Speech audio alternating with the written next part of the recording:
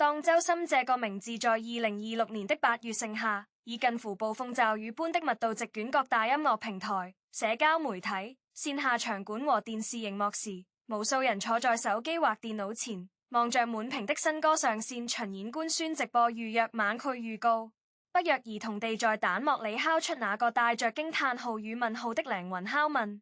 這行程是人類嗎？這短短7個字，既是粉絲們心痛到極致的珍貴，也是路人群眾被這種超乎常理的輸出頻率所震撼的本能反應。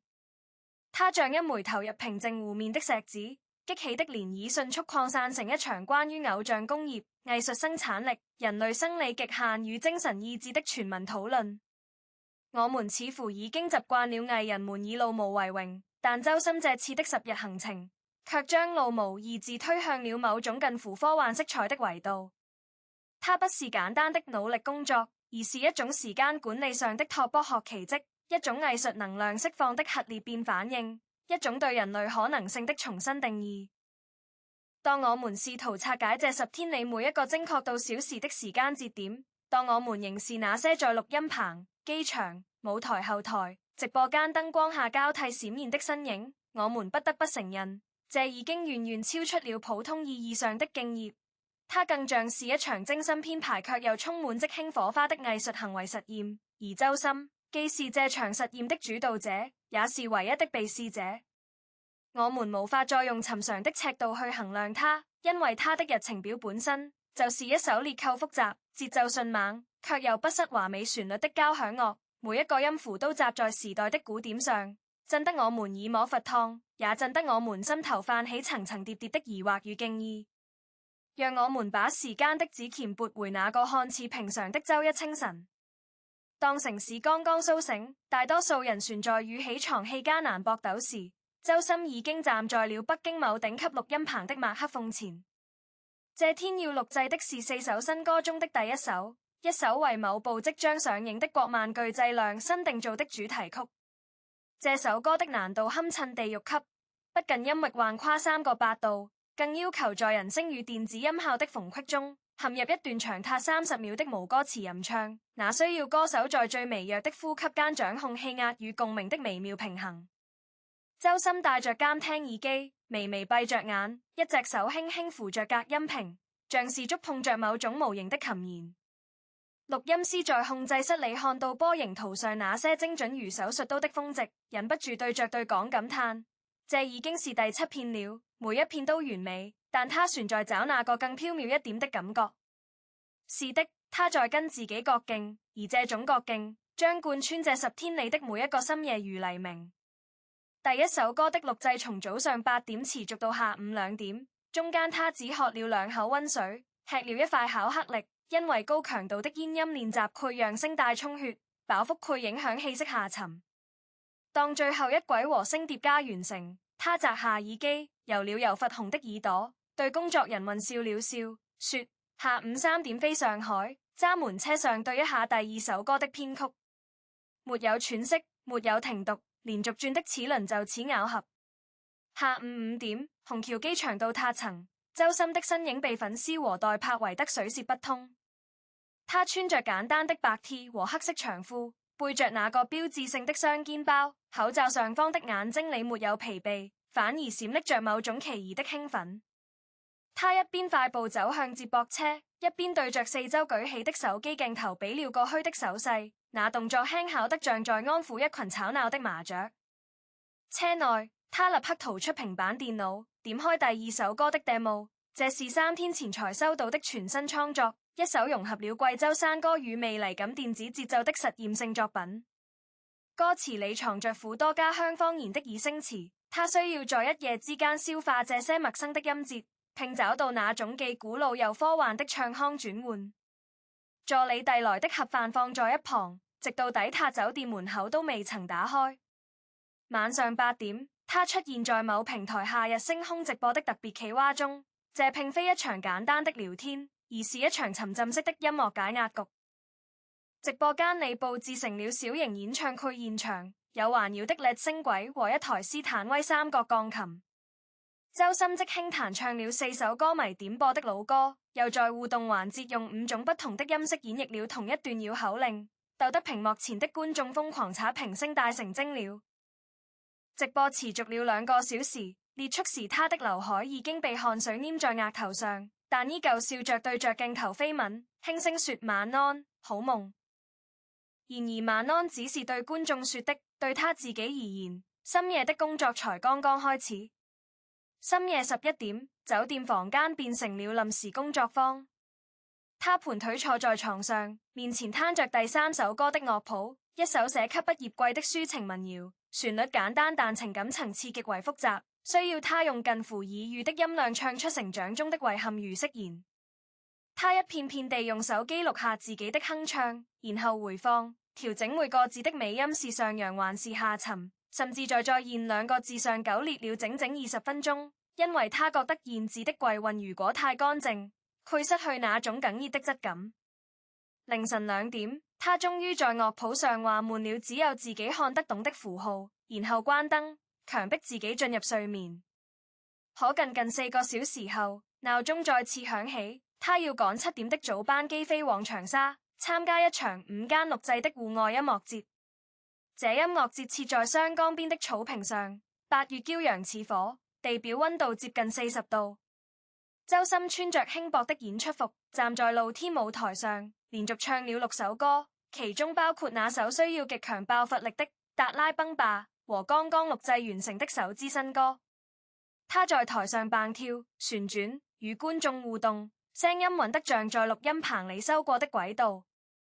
後台的醫生守在一旁，隨時準備處理中暑或退水，但他只是在下台後默默灌下一瓶電解質飲料，然後接過化妝棉，自己擦拭頸間的汗珠，對工作人員擺擺手說：沒事，我船能跳。下午2點，他坐上前往高鐵站的車，在車上完成了第3首歌的最終版錄製。是的，他把便攜錄音設備帶上了車，趁着高速行駛的白噪音間隙，補錄了幾段和聲。司機都忍不住從後視鏡裡多看了2眼，大概在想後座這位乘客到底是人類船是某種仿生音樂機器人。傍晚時分，周深抵達武漢，為當晚的長江文化晚會進行彩排。這場晚會是直播形式，不容有失。他需要與交響樂團合作一首大氣磅的公益歌曲，指揮要求他的聲音必須穿透整個樂詞，同時旋要與合唱團的400人保持毫秒級的精準對齊。彩排過程中，他不斷調整站位，因為舞台監聽音箱的角度稍有偏差，就會讓他的耳返裡出現延字。反覆調試了5次後，他終於對導演比出 OK 的手勢，而那時距離直播開始只剩不到40分鐘。他利用這40分鐘在化妝間吃了今天的第一道正餐，一碗清湯麵，不加任何澆頭，只撒了點鹽。化妝師給他補妝時，發現他的眼底有淡淡的青影，但那青影之上，眼神依然亮得像2束小火苗。晚會上，他的表演無可挑剔，高音部分如銀屏炸破，低音勾又如暗流衝動。導播切到觀眾席時，能看到好幾位老藝術家在微微頷首。表演結束，他沒有停留欣賞接下來的節目，而是立刻乘車前往機場，趕最後一班飛往廣州的航班，因為第2天一早，他要在那裡舉行巡遊計劃中的首場線下見面會。這場名為《深呼吸》的巡遊並非傳統意義上的巡迴演唱會，而是一種流動性的音樂快閃活動。周深會在不同城市的標誌性地點進行不插電演出，與當地樂迷零距離互動。廣州站算在了沙面島的百年古榕樹下，清晨的鳥鳴與他開口的第一句歌聲交織在一起，有種時空立亂的夢幻感。他唱了3首粵語經典老歌的改編版，發音字正腔圓到讓本地阿婆都豎起大拇指。互動環節，他隨機抽取了台下觀眾寫的紙條，即興用紙條上的關鍵詞創作了一段旋律，那種張口就來的音樂天賦，讓圍觀的數千人爆發出雷鳴般的掌聲。活動結束時，他給每一位排隊等待的粉絲簽名、合影，甚至記得其中幾位老粉的名字，輕聲問他們上次考試通過了嗎？媽媽的腰好點了嗎？這種超乎常人的記憶力和共情力，讓他在密集的行程中依然保持着人性化的溫度。仿佛那些被壓縮到極致的時間碎片，並沒有磨掉他靈魂裡最柔軟的部分。午後，他馬不停蹄地趕往深圳，參與某頭部電競遊戲的年度盛典，作為表演嘉賓演唱該遊戲10週年的主題曲，而這首主題曲正是4首新歌中的第2首。為了契合遊戲的科技感，他首次嘗試了全息投影與實時動作捕捉結合的舞台效果，需要在移動中精確地配合虛擬影像的位置。彩排時，由於動作捕捉服的傳感器偶爾失靈，他不得不一片片重複那個從高處踢下的姿勢，失合在硬質地面上冚了好幾次，但他只是吸着冷氣游一游，然後說再來，這次我跳早半拍試試。正式表演時，他像一道穿梭在數字星河裡的聲波，人聲如光影完美咬合，直播彈幕瞬間被開口跪和這不是人類能做到的淹沒。然而，這僅僅是第4天。當大多數人以為他會稍微放緩節奏時，周深的團隊在社交媒體上悄無聲息地發佈了第3首新歌的預告，那是一首全英文的獨立民謠，合作對象是位英國獨立音樂人，兩人通過網絡隔空對唱。這意味着周深在趕場的間隙，旋要與遠在倫敦的音樂人進行視頻會議，討論和聲走向和情緒基調。倫敦那邊有時差，會議常常排在北京時間的凌晨2、3點。於是，在深圳活動結束後的那個深夜，周深回到酒店，沒有卸妝，直接坐在筆記本電腦前，用流利的英文與對方交流了近2個小時。他那時的嗓音已經帶了些苦沙，但談起音樂細節時依然手舞足蹈，興奮得像個小學生。視頻掛斷後，他已在椅背上閉目養神了大概10分鐘，然後突然睜開眼，對助理說：我想把第2段主歌的旋律改一下，你有旨嗎？他就那樣在酒店便籤上畫出了新的音符序列，用手機錄了清唱發給製作人，得到肯定的答覆後，才終於去卸妝洗澡。那晚他睡了不到5個小時，因為翌日清晨他要飛往成都參加一場名為川音不息的傳統文化推廣活動，在那裡他要用四川話重新演繹一首經典詩詞譜曲的作品。川話的聲調與普通話截然不同，他提前請了位方言老師，在去機場的路上反覆練習錦城詩館日紛紛這句的咬字，練到老師都點頭說要得才貔貅。第5天的成都活動現場，周深穿着改良的中式長衫，坐在一群彈奏琵琶和古箏的老藝人中間，用帶着川音的腔調唱出了詞曲只應天上有的蒼茫與歸離。老藝人們看他的眼神，從一開始的審視變成了最後的欣賞。演出結束後，一位白髮蒼蒼的琵琶演奏家拉着他的手說：小伙子，你桑只是老天爺想飯吃，但你這用功程度，是自己在給自己添壽啦。這句話被旁邊的媒體捕捉到，迅速登上了晚間娛樂新聞，標題是老藝術家盛讚周深天賦與勤奮並存。可周深本人根本沒時間看新聞，他正在趕赴雙流機場的路上，因為當晚他要以驚喜嘉賓的身份空降杭州某電商直播間的帶貨晚會。這場直播可不是露個臉那麼簡單，他要與主播配合，在半小時內邊唱邊推廣一款耳機產品，品牌方要求他即興用那款耳機播放不同風格的音樂，然後現場模仿各種樂器的音色來測試耳機的解釋力。周深信手拈來，用口技模仿了二胡、小提琴，甚至電子合成器的顫音。直播間在線人數從300萬飆升到1200萬，商品連接上架3秒即告售罄。主播興奮得語無倫次。而周深只是溫柔地提醒觀眾理性消費，按需購買。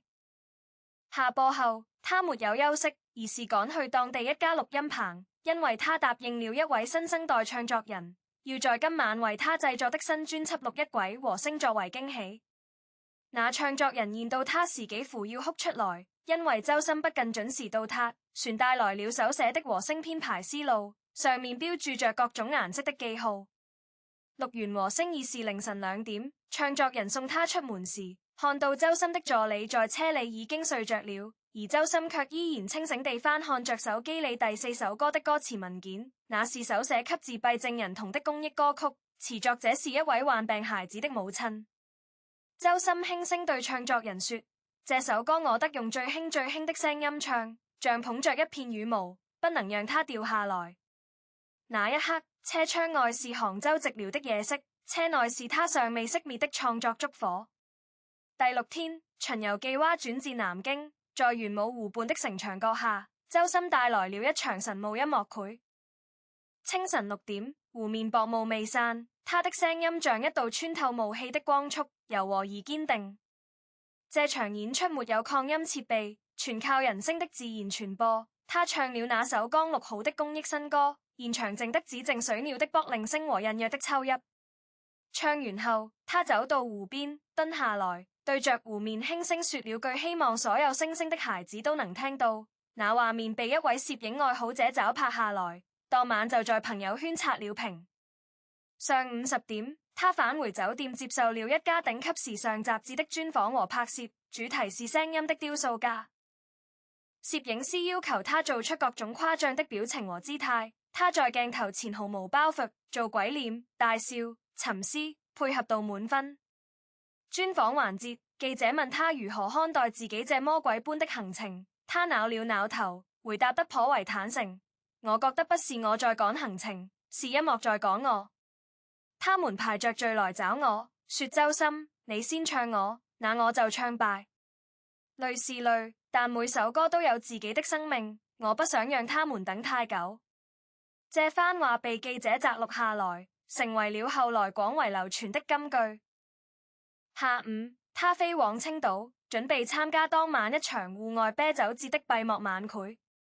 那晚海風很大，氣溫就降，他穿着單薄的演出服在露天舞台上唱了4首歌，其中有一首需要躺着唱的高難度技巧曲目，因為鳳潰灌進麥克風產生噪音，他索性蹲在舞台邊緣，背對鳳口，用身體擋住呼嘯的鳳聲，只為保證收音質量。台下觀眾裹着外套看他蜷着身子唱歌，既好笑又心痛，掌聲里夾雜着快回去加衣服的喊聲。他唱完對着台下鞠躬，說你們不冷嗎？那我也不冷，引嚟一片善意的笑聲。第7天，周深出現在了北京的國家大劇院，參與一場古典跨界音樂會。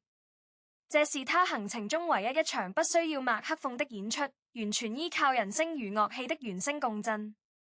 他與鋼琴家、大提琴家合作了3首藝術歌曲，其中一首是用德語演唱的舒伯特經典。為了這短短15分鐘的表演，他在前一天的車上、飛機上、化妝間裏反覆默背德語歌詞，旋特意請了位聲樂指導遠程連線糾正發音。大劇院的聲學條件極為苛刻，任何細微的氣息不穩都倍被放大。但他站上舞台的那一刻，整個人仿佛被施了定身咒，氣息沉如深海，高音亮如吸光。謝幕時，指揮家罕見地轉過身嚟，向着觀眾直指了指周深，那意思是稱為他鼓掌。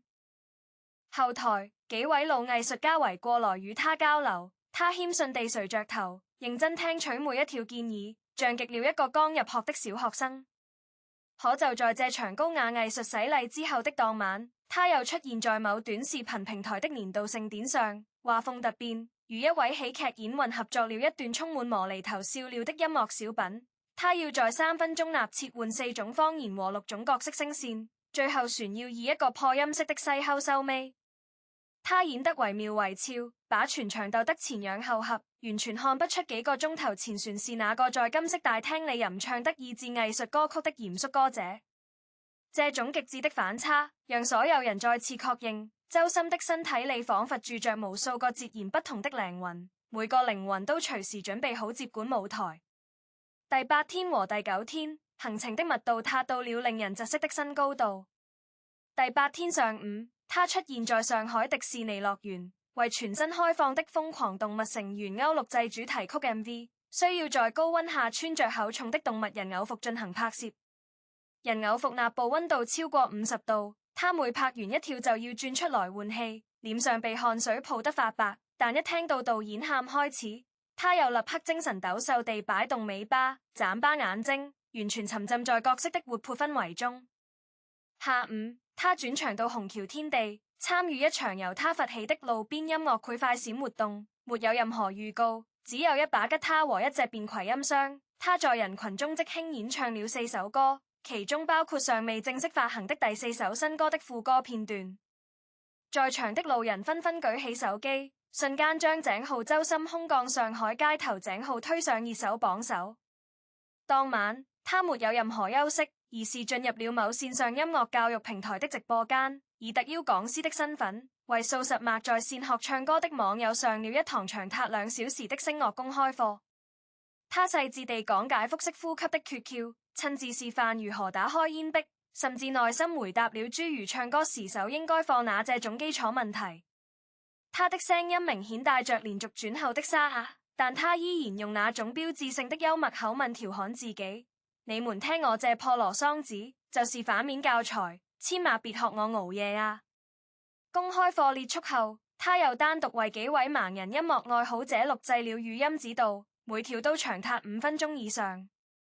當助理終於忍不住提醒他該睡了，明天船有2場晚會時，他看了看時鐘，凌晨1點40分，他點了點頭，卻又拿起手機，給第4首歌的製作人發去一段長達60秒的語音，討論最後一句歌詞的情緒落點。第9天的早晨，周深出現在天津，參加一場以海河之下為主題的音樂節，這是巡遊的最後一站。他唱了7首歌，其中包括3首新歌中的2首，以及1首與現場觀眾合作的即人合唱。他滿臉都是水，分不清是汗水船是舞台粉泉氈上的水花，但他的笑容卻比正午的太陽還要燦爛。音樂節結束後，他連衣服都沒來得及換，直接坐車奔赴北京，因為當晚他要同時參加2家衛視的7夕晚會錄製。這2場晚會分別位於北京城東和城西的2個演播廳，時間交錯重疊。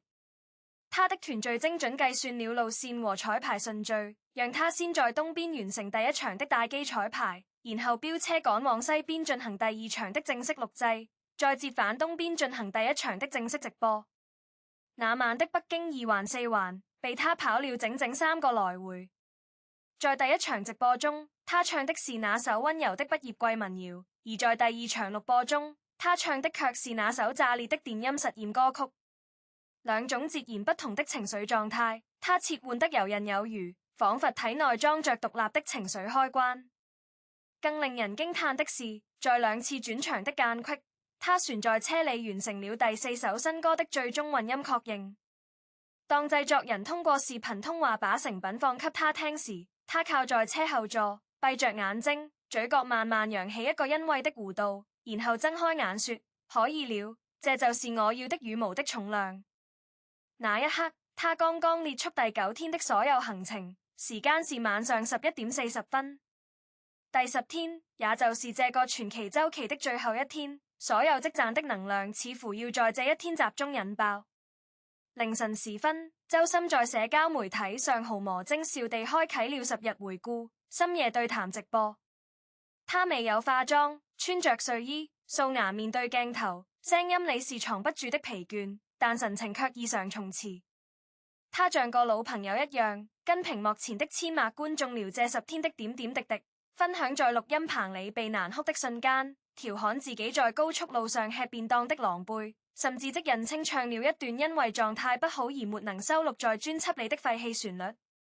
那旋律很美，很輕，帶着夜色的溫柔。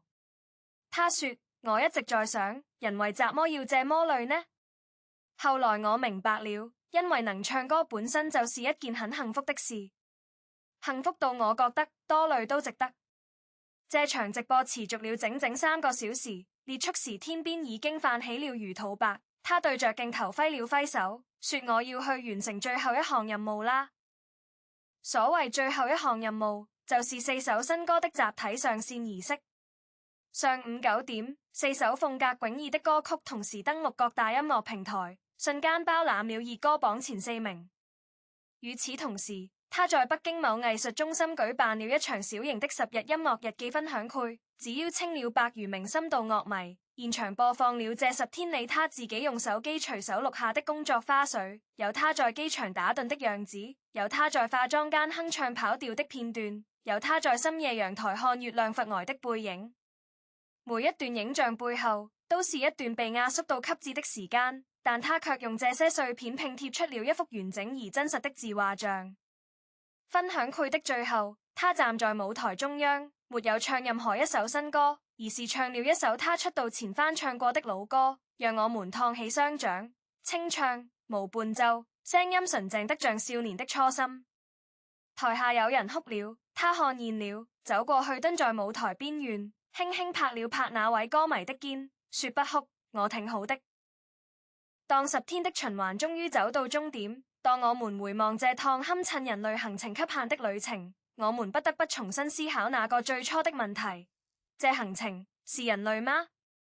從生理學角度，一個成年人的聲帶在如此高強度的使用下，理應充血水腫甚至失聲。一個正常人的交感神經在持續興奮與壓縮睡眠的夾擊下，理應崩潰到出現幻覺。一個普通肉身在頻繁跨越經緯度、經歷溫差變化、忍受噪音與人群擁擠的環境中，理應倒下。但周深沒有，他不僅站到了最後，而且幾乎在每一個節點上都給出了超預期的表現。這讓我們不得不承認，或許我們一直用錯了參照系。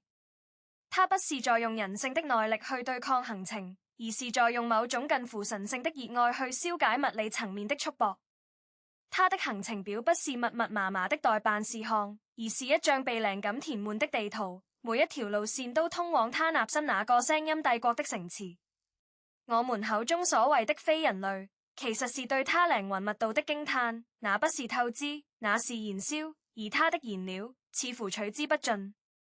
但更為重要的是，這場10日狂奔並非一場孤獨的圓記。他之所以能成立，背後是整個團隊精密如瑞士鐘錶的協同運作，是每一位錄音師、燈光師、司機、化妝師、醫生、助理在各自崗位上的無聲守護。周深是站在台前的那個發光體，但為他供電的是整個行業生態的電網。他的存在像是這個時代娛樂工業高度成熟的活體樣本，證明了當頂尖的個體意志與專業化的集體支持相結合時，可以創造出怎樣驚人的效率奇觀。然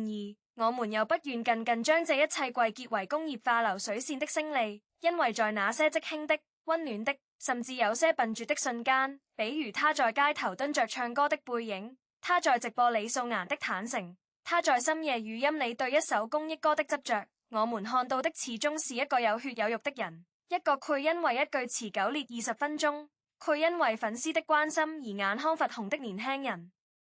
當我們合上這10天的日曆，那些數字與地點最終會褪色，但某種更深刻的東西會留下來。那是一種關於極限的重新定義，它告訴我們，人類的潛能或許並不在於能承受多少苦難，而在於能在多大程度上將苦難轉化為詩意。周深用10天的時間，在自己身上做了一場壯麗的實驗。實驗的理論是，如果你足夠熱愛，那麼時間可以被拉伸，空間可以被折疊，疲憊可以被暫且寄存，而聲音永遠會有下一個音符等待被喚醒。所以，回到那個問題，這行程是人類嗎？答案或許應該是，它超越了我們對人類的一般認知，卻又恰恰是人類可能抵達的遠方。周深沒有變成超人，他只是在用行動提醒我們，當一個人與他的天賦、他的熱愛、他的使命完全對齋時，他所能釋放的能量，會讓旁觀者以為看到了神蹟。但那不是神蹟，那是意志在日復一日的錘煉中烈精而成的璀璨星辰。10天結束，新歌在耳畔回響，巡遊的餘溫尚在社交媒體上擴散，而周深或許已經躲進某個角落，沉沉睡去。我們不必追問下一次他會以怎樣的密度歸來，我們只需知道，當他再次開口時，那個聲音裡依然攜帶着這10天裡每一滴汗水、每一縷晨光、每一次心跳的積澱，而這就是人類最動人的模樣。